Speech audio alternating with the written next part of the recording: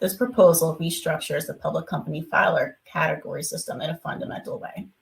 Currently, there are 4 filer categories: large accelerated filer, smaller reporting company, and non-accelerated filer. Each carries different obligations around filing deadlines, auditor assurance, and disclosure requirements. Under this proposal, that 4-category system would collapse down to just 2: large accelerated filer and non-accelerated filer. The accelerated filer and smaller reporting company categories would be eliminated. Let's talk about what each of those 2 remaining categories would look like. For large accelerated filers, the public float threshold would increase from 700 million to 2 billion. That is a significant jump. Companies with float between 700 million and 2 billion that are currently classified as large accelerated filers would step down to non-accelerated filer status. And with that comes a meaningful reduction in requirements.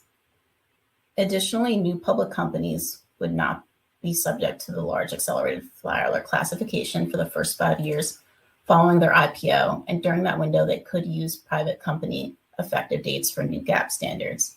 That would allow a delay in implementing some of the new accounting standards. This election, by the way, is not revocable, though. So if you don't elect it, you can't change your mind related to that at a later date.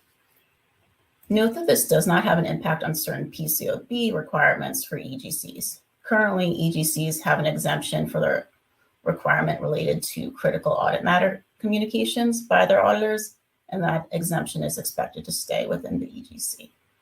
For non-accelerated filers, which this framework will capture a large portion of the public company universe now, the most consequential change is the exemption from SOX Section 404B.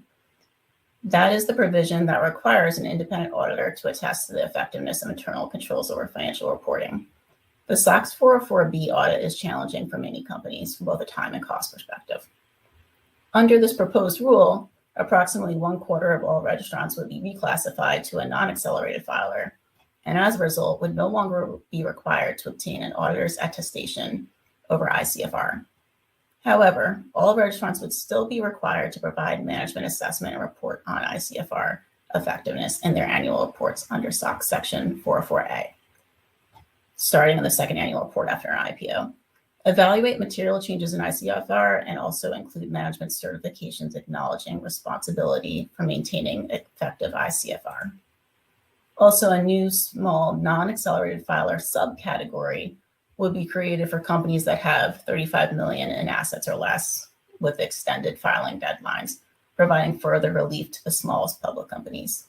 The bottom line is, if this proposal is adopted, a very large number of public companies will find themselves operating under lighter compliance requirements. Companies should be considering what that might mean for their teams, their audit relationships, and their disclosures. I think everyone's really excited about the semi-annual reporting, but I'm not sure that's going to be a reality based on the comments that they're receiving. I think the non-accelerator exception for SOX audits is something that is potentially very real and very meaningful for filers. Yeah, I would agree with that. Under the new thresholds, I believe 80% of issuers will fall into the non-accelerated filers category and will not have to be audited for SOX. They'll still have requirements of CEOs and CFOs signing the financial statements and the 404 or 302, those 302 requirements. But I think, as we all know, if those control systems don't get audited, they will probably become more lax over time. Yeah, definitely. And just not to mention the time and expense of obtaining the ICFR attestation is always challenging. So we'll see. Sure.